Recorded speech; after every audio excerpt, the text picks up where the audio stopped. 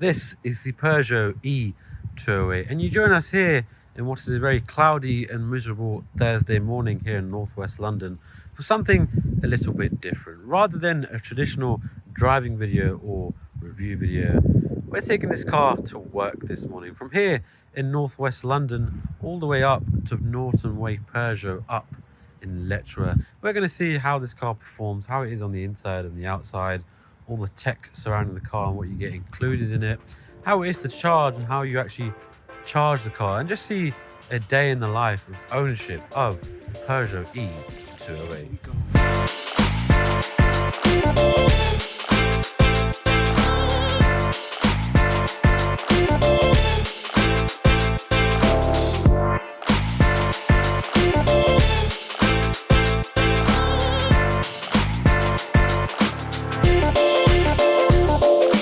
So then, let's start from the outside. Straight away off the bat, you'd be forgiven if you couldn't tell the difference between this and the standard petrol version of the car. But of course, if you look at the front here, you now get the green on the number plates to show that it's electric. And Peugeot have this special badge for their electric cars, a special two-tone bluish greenish badge, which sort of changes depending on the angle and the lighting you're in. And of course, from the side, it's more or less the same to the standard 208 that we all know and love, apart of course from this badge here at the rear quarter. Another special badge there to show that it is in fact an electric car. And then you get the same here around the back here on the e-208 badge. Overall, I think this car is one of the best looking hatchbacks on the market. Now then, when it comes to electric cars, charging is obviously the main selling point for people. So we're going to see how easy it is to charge a car like this. So right here, I've got some apps here that are quite useful to use for finding charging points in your local area. For the purpose of this video though, I'm just going to go ahead and use this app here called ZapMap. It's really simple. It shows a map and all the different chargers in your area, and you can search by location if you want as well, and it comes up with all the different sort of charging ports, if they're out of service, any problems reported with them. But for the purpose of this video, we're just going to go ahead and find one here. I believe there's one at my local Lidl. So if I type in Lidl here, there you go. There we go, Lidl Harrow. So you can see there it shows the different charging ports, and it also tells you if people have reported them to be out of service. I was here at this particular one a couple of days ago testing for another video, and I know that this one is in fact working and has been fixed since this outage reported about 4 weeks ago. So let's go ahead then and put that in the sat nav.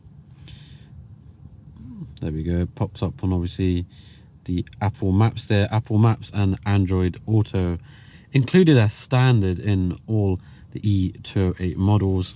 This particular model obviously being the highest spec demo model that we have at Motorway Peugeot.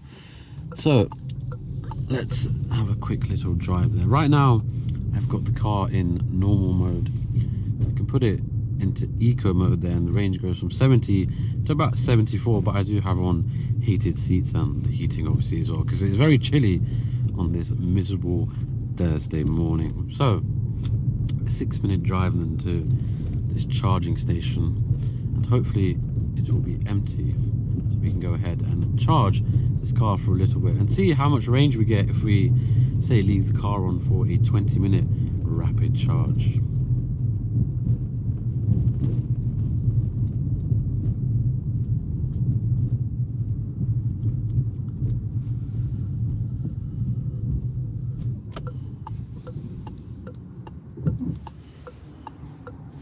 We are of course in morning rush hour traffic. It is school time, 8:35, so it seems everyone is out and about. 6 minutes to do just 1.2 miles. That is of course the joys of living in London.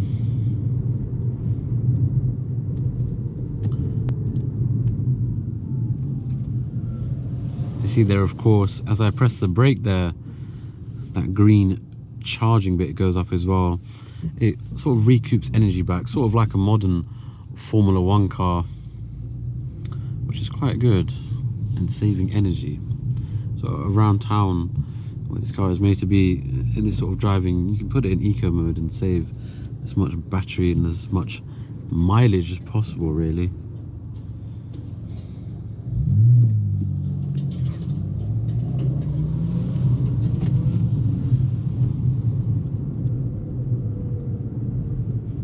I do love this sound that all of these new electric cars make, the sort of electric whining sound. I'm not sure where it sort of comes from, if it's from the vents or the speakers, if it's sort of fake sound, but it is quite nice. And especially if you have the car in sport mode, you sort of, if you put your foot down there, it just feels a bit more engaging rather than being, you know, being completely silent. I think it's much better.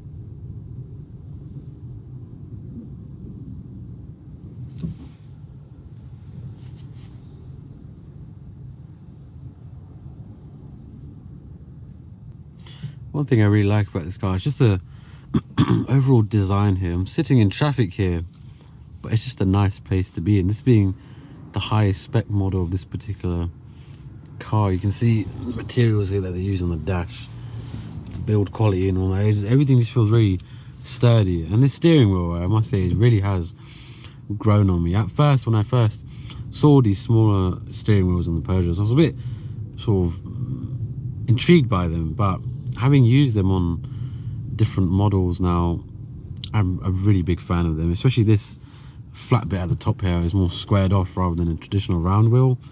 If you're sort of whizzing around town, sort of gripping the steering wheel like this, it's much more easier and feels a bit more natural, I think. And your thumbs here as well to really grip the steering wheel if you're on the motorway or on A roads perhaps. It's quite handy. Peugeot definitely know what they're doing when it comes to their interiors and even the exterior of this. I mean, this is, in my opinion, one of the best looking cars out there today, especially finished in this lovely yellow that we have on this particular demo car. It's very nice. When we do pull up to the charging station, of course we'll go through all the different features. To go back to the home menu, there's no home button in particular. You just use 3 fingers, put them on the screen, and there you go, like so. And of course Apple CarPlay and Android Auto, as I said, included as standard. What's quite smart actually is how they've got a mix of buttons and touchscreen functions on the top. They've made the more so important things, if you will, actual physical buttons for you to press while on the go, such as your hazards, putting on the AC quickly, your demister, unlocking and locking the car. But then stuff like if you want to put on your navigation or climate control settings, they're more touchscreen buttons which you can use while you're on the go. I think that's really handy. Rather than having it all buried into the screen, it's quite a nice mix of both physical and touchscreen functionalities. Right, we are nearly there then, just 0.2 miles is down the road. And hopefully this charger is free, because it is quite a busy Thursday morning here, so it wouldn't surprise me if the charger is in fact in use.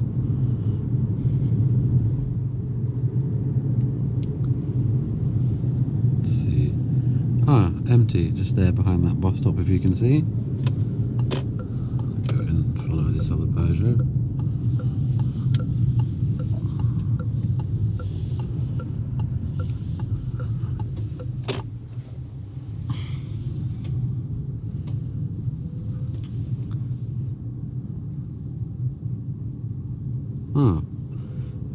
Pulling up to this other Peugeot 3008, the bigger version of this car, which looks like he might be charging his car as well.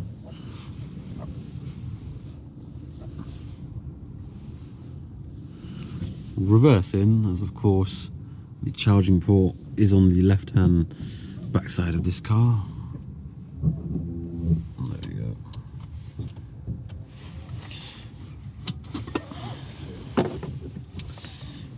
Right then, so as we're here at the charging station, this particular charging point is in fact called Pod Point. So if I pull up Pod Point here, once it decides to load. Right then, so now that the app is finally loaded, you can see I'm here at Lidl, so I pick the Lidl charging point, pick this one here as there's only one particular one. And you can see it gives you the different sockets. Now, in this particular car, we have the CCS type charging cable available to use in this car, which you can see will be about 26 pence per kilowatt hour. Now, one thing to note is that these two fast chargers here can only be used once at a time. So this car next to me is luckily using the slow third charger there. You can see the 22 kilowatt per hour charger. But if he was in fact using number 3 here, and I came along and plugged in my car into number 2, it would in fact stop his car from charging. Not quite sure why some charging points do this. Might be a sort of safety thing and sort of fire hazards and whatnot, but that is in fact a thing, and it's something to be quite wary about. So then here at the charging point, you can see that this particular car next to me is using the slower type charger, and I want to go ahead and use this number 2 charger here. So if I go ahead and just open this up quickly, remove this cap as we're using the faster charging points rather than the smaller single charging point there, which gives us a more slower charge. Take this cable around, just do this gently, it's a bit hard to do with one hand. There you go, just plug in. So he says, like so, the light will go, start flashing green, which tells me it's plugged in. Right, so this tells me that this is ready to use my phone to authenticate the charger. I'm at number 2 CCS, so I press confirm charge here. Just let it load. Charge confirmed. You're now allowed to start charging this car. So charging has now started. So let's see then, it's 8:53. We'll leave this for about 10 minutes and see where the car gets us. I'm sure it tells you what the charging is on. There you go, it's on about, it just started now 2 seconds ago, 54%. So we'll come back in 10 minutes and see what this gets up. You can see that as I'm talking, it's already going up, which is quite pretty impressive, I must say. Right then, so the car is now charging. I left it here for a couple of minutes. We'll let it charge then for about 10-15 minutes and we'll come back to it, and then we can show you what it's like with all the features you get included and the tech side of things in this car. We can obviously go through it now, however, by doing so it will affect the charging time of this. We want to see how it is in real life and give it a fair test rather than using the battery power and drain it while it charges as well. So we'll come back to that and see how this car performs. Right then, so as you can see, it's been about 10 minutes and we started on about 54%, and it's gone up to 68%, using about 6,441 kilowatts hours delivered. So in order to stop actually charging this, you just press stop charging here, wait for it to happen. Your charge is stopping. Now it says you're allowed to stop charging, so the light turns red. Simply unplug this, put it back safely, put the cap back on, and you can be on your way. Just click it in right there. Now if I were to quickly go ahead and refresh this app,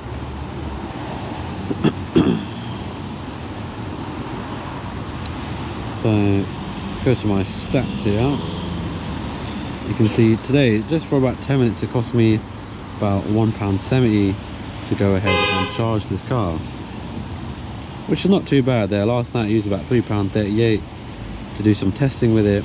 £1.70 for about 10 minutes of charging and about 13-14% increase in percentage is not too bad. On average I think it was going up 1% every 37-38 seconds. Now let me go ahead and get in the car. A second, if I can find the key, so I can move for this fella here.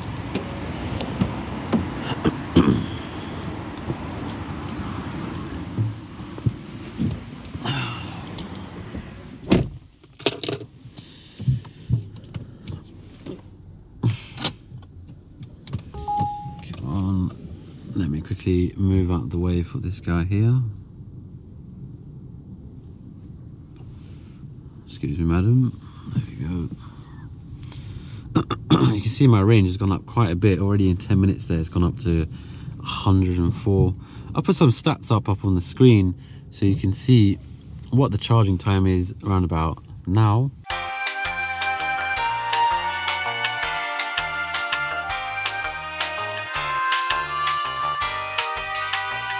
And as you can see there, it's not really that bad at all. I think 10 minutes costing a couple quid there to charge the car, a rapid charge to be on your way, then it's pretty good when it compares to sort of filling up your car with petrol. If this sort of becomes a norm, and if people get used to charging the car at home like they do charge their phone overnight at home as well, I think this can easily become the norm quite quickly, really. So then I've been sitting in the car here trying to get my navigation to work. It seems the connection here is a bit rubbish. As you can see there, it says 3G on the phone.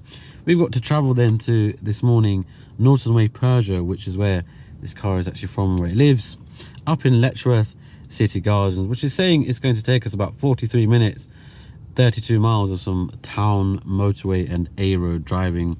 So we'll see how the mileage goes. Right now I've got the car in normal mode on 100-mile range. I'll put it to eco mode shortly, and perhaps sport mode as well, so we can see how it is on the motorway.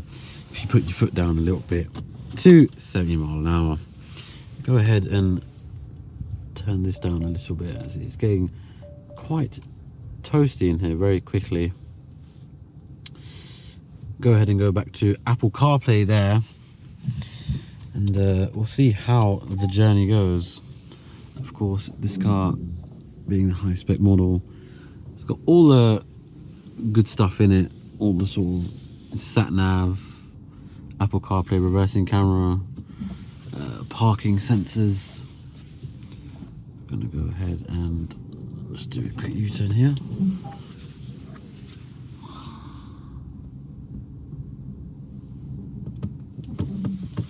You can see there that Peugeot there on the left, which I was talking about earlier. Some of these slower chargers actually happen to be free, so if you want to go ahead and charge your car while you're at work, say across the road, you can go to some of these chargers and they are in fact free, whereas the more rapid, faster ones cost you. But there, as you saw, they don't really cost you that much. A couple quid's worth of charging, giving you about 20-30 miles of range. I think it's pretty reasonable. Is this Range Rover going to let me go? Yes, thank you, sir. There we go. Right then, so I'm in normal driving mode now. I'm going to go ahead and change it to Eco, and it gives me there about 4 or 5 miles of extra range. said their eco mode, obviously limiting performance and comfort and whatnot. And you can tell straight away, I had my foot down there on the same sort of amount of pressure. It's a nice Peugeot there. I had my foot down there with the same amount of pressure, and straight away the car felt a bit heavier and wasn't gaining speed as quick as it normally would in normal or sport mode. But that's obviously what eco does. It takes as much energy as it can and recoups that back into the battery, as I said, much like a modern day Formula 1 car. And I have to say, this car is extremely comfortable to drive. These seats here that they've got, I'll show you once we do get to Motorway Peugeot, but these seats are extremely comfortable. One of the most comfiest seats, I think, I have to say, of any car that I've driven, really. This car obviously comes with sort of adaptive cruise control as well. You can see you can use a little shifter down here behind the wheel on the left. It has lane assist as well down here on the bottom right, which keeps you from moving in and out of lanes on the motorway and on A roads and whatnot, which is quite handy. But we're going to go ahead and disable that. I do have on lane assist. It's sort of always on my standard, I believe, which is quite handy. Keeps the steering wheel nice and firm when you're on the motorway or on A roads. But it's not too annoying. In some cars it kind of feels a bit artificial, I would say, whereas you sort of move left and right as you're sort of avoiding potholes like that, and the steering just sort of, you know, jerks you left and right quite violently almost. It feels like you're doing something wrong, whereas you're just sort of driving normally. But the car thinks you're veering off lane, so obviously it'll try and correct that. However, in this car it feels very, very natural.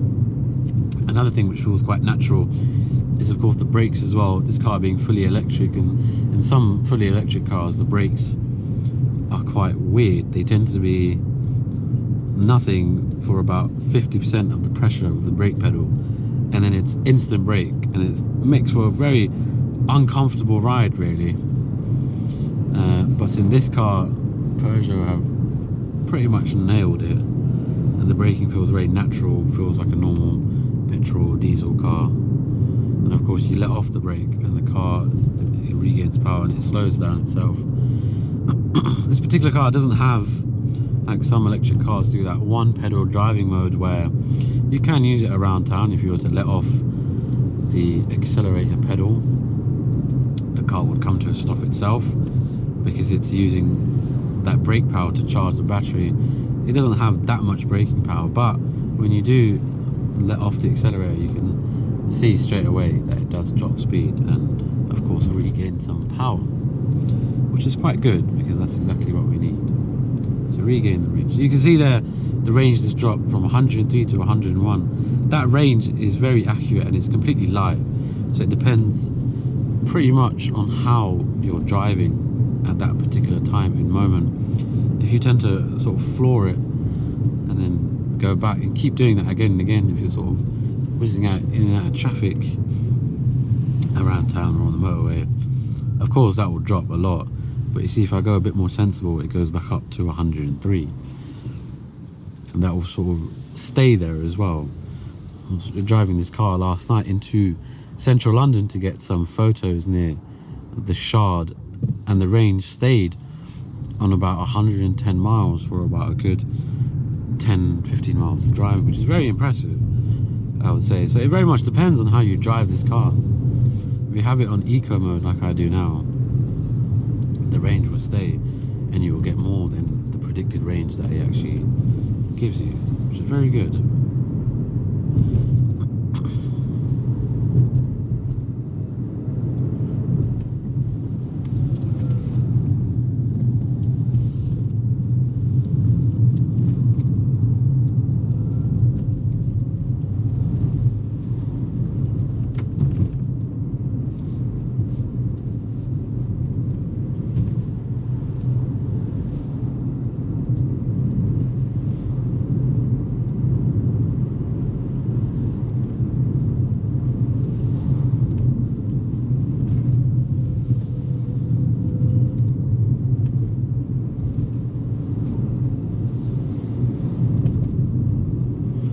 So then, we'll join you when we're on some motorway driving to see how this car performs on the motorway.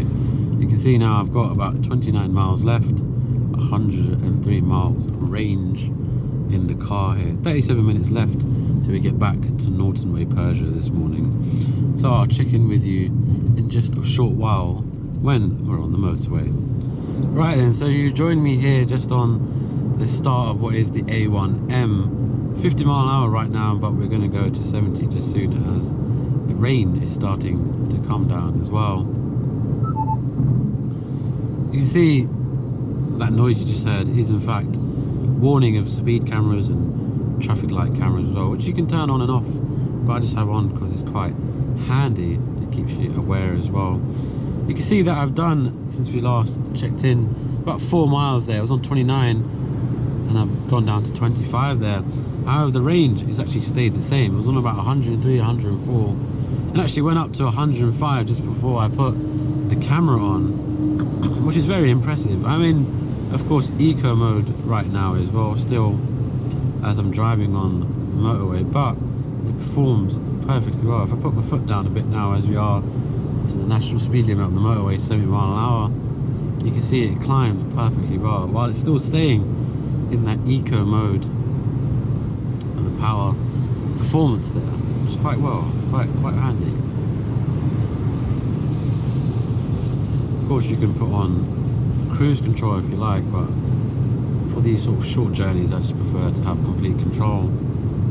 If you're going somewhere far, maybe perhaps London to Birmingham or something, you'd perhaps prefer to put on the lane assisted cruise control, so you can sit back and relax in this car, because that's what this car really is. It is quite relaxing to drive. Let's just go for the overtake here. It's extremely comfortable to drive, extremely easy as well. I think overall this car is a sort of perfect entry point into electric cars. For someone like me who's always been into their petrol cars, a bit of a petrol head at heart, this car is the perfect car for someone like you. It's very simple to use, very easy. Of course, it's everything we all know and love from the normal regular 208. Nothing has changed there. The only thing that's different is, of course, you have to charge it. But that is, of course, very easy if you get the converter, which you can get at home, to charge this car at night when you get home from work or university, depending on how old you are. It becomes quite a habit, really. Like back in the day when smartphones came out, we were used to charging our smartphone at night. I'm switching over from those older sort of brick phones that used to last an absolute lifetime. When smartphones came out, we'd simply put them on charge at night, you wake up in the morning, and then there you go, they're fully charged. This is what you can do with this here, sort of put it on a slow sort of trickle charge, if you will, to keep the battery nice and healthy, which of course they do here with Peugeot as well. When you're using a rapid charger, you're only allowed to rapid charge up to about 80%, and it will charge from 0 to 80 in about 30-35 minutes, so I'm told, which is very impressive, and I think it actually does it quicker than what Peugeot say as well, which is very good.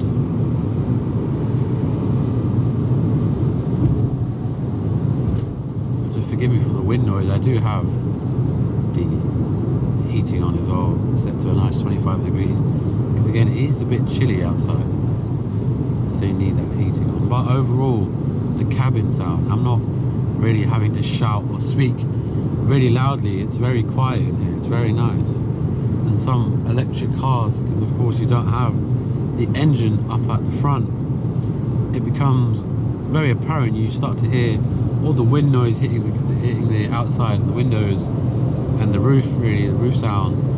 And underneath the car as well, you hear all the stones, the rocks, the chips flying underneath the tyres and hitting the bottom of the car. But in this, you hear absolutely none of that. The sound deafening of the cabin here is very, very impressive. You can see there again, we've gone down to just 20 miles and the range is on 100 miles still, which is very impressive. This car then, I'm sure, if you're just travelling around town, will easily last you a week or more. Peugeot's sort of predicted range on this, I believe it's just about over 170 miles or so. Could be wrong, don't quote me on that. I'll put an exact figure up on the screen right now. But like I said before, you sort of tend to get a bit more than the predicted range that the manufacturer says. They tend to be quite humble with their predicted ranges, because of course it depends on completely how you're driving and your driving style. You can see I'm cruising at 70 miles an hour. I'm just going to go into the left lane and let this Porsche go behind me, which wants the speed. There you go. You see I'm cruising and I'm still in that bandwidth of the eco mode there. Unless of course you put your foot down and you see it goes into power, which of course will affect the mileage drastically. But if you're just cruising along and driving like how we normally do, it's all quite good. Automatic wipers and headlights for this particular model of car as well, which is standard of course in 2021. These cars are just filled with so much tech from the get-go. It's very impressive. The screen as well, I love it. It's a great size. You've got Apple CarPlay and all that as standard, like I said. It's everything you need really. You just plug in your phone these days, a smartphone, whether it be an Android or an Apple iPhone, and you just be on your way. You've got everything you need. Your phone, your text, or your messages, your sat nav, your Spotify. I prefer to use Waze here, of course. I find it a bit more better than Google Maps itself or Apple Maps. But that's all integrated here. You can use that very simply and be on your way. Like I said, as an entry to electric cars, this is a great starting point here. Peugeot have done such a great job at this car. Very impressed with this car. So then let's have a look at some of the features in this car. Like I said, 3 fingers on the main screen there to go back to the home. No particular home button or touchscreen button to go back to the home. Just press your 3 fingers and there you go.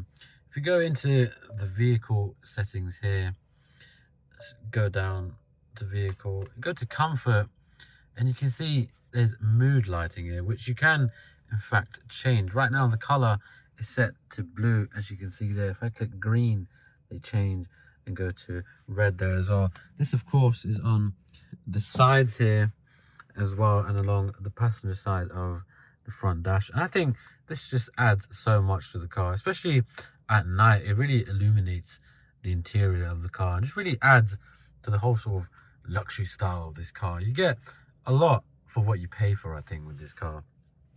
Then of course you have your phone, your vehicle settings, climate control, navigation and music. If you just go into application here, you can see if you plug your phone in here with a data transfer cable into your iPhone or your Android phone, you get Apple CarPlay and Android Auto as standard. If you go ahead there and click music, right now it's set to Apple CarPlay, but if you click sources, go to radio, you can also hook up with your normal standard Bluetooth if you don't want to use Apple CarPlay or Android Auto.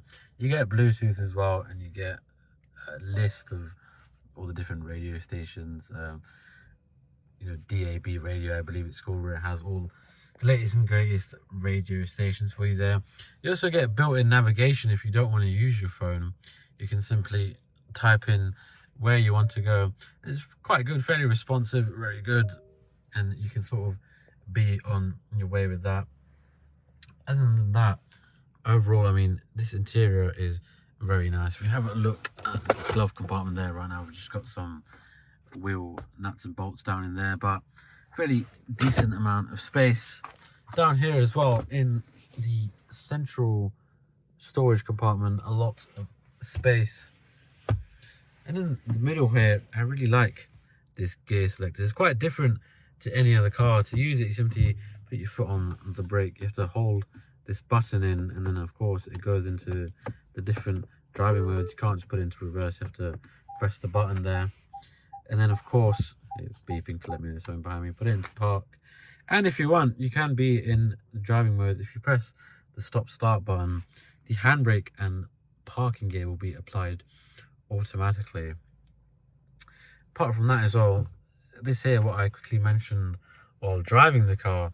I really like how they have a good mix of touchscreen buttons and sort of physical buttons as well. It's a good mix of physical and touchscreen functionality. And again, the more important stuff on the top there, on the bottom there, such as your hazards, the locking and unlocking the car, demisting the front and back windows. Then of course you have navigation, climate, your music up there, heated seats for both the front passenger and the driver, of course.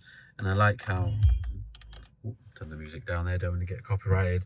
I like how you have a physical button there for your music rather than sort of fiddling around on the touchscreen, having to spam that while you're driving. It gets a bit confusing, a bit naggy as well, but with it being a physical button here, it's quite good. Then of course you have the steering wheel here, which I really like. As I mentioned before, this design at the top here, it makes for a very easy grip of the wheel, especially when you're whizzing around town, and these little imprints here to put your thumbs in. It's quite good. Overall then, I think this interior is very, very good. You can see the interior here as well. As I was saying before about the seats, one of the most comfiest seats I think I've ever had the pleasure of sitting on and driving. This car is very impressive. The interior is just so nice and luxurious. It really feels like you're getting a lot more for what you pay for. And of course, if you go to the back here, this particular model with the tinted windows, you have to excuse my equipment there in the back. But plenty of space for the rear passengers. Of course, you get USB ports down at the back there. You get some lights there as well, which is quite handy. A lot of cars don't really have lights in the back. I'm not sure why, but it's quite good to have in the hatchback. And you can see, just look at the sort of material and the quality of these seats here. They feel so nice and they're so thick there. You can really see that's why they're so comfy. And if we go ahead to the boot quickly, if I unlock the car first and open the boot, there we go, automatic locking. You can see the charging cable on this and the charging pad still in their original packaging. And in this particular car, or with this particular car, you actually get 6 months free charging from Peugeot on the house if you buy this car from new with the dealer. So that's pretty good. You just pay for the car, obviously your insurance and your tax and whatnot, and you get free charging for 6 months, so unlimited miles there. It's quite good from Peugeot. Quite a good deal. You can see there, of course, as I mentioned, the electric badge. I just shut the back of this car here. It's just so good looking. It stands out so much. You can see real upgrade from the previous generation of Peugeot, I think, as well. Looking much more sportier there with this rear black spoiler there on the top, and how they break it up rather than being completely yellow around the whole body. The roof is actually black. It just breaks it up a bit more and gives it a bit more sportier look. It's a fantastic car, I must say.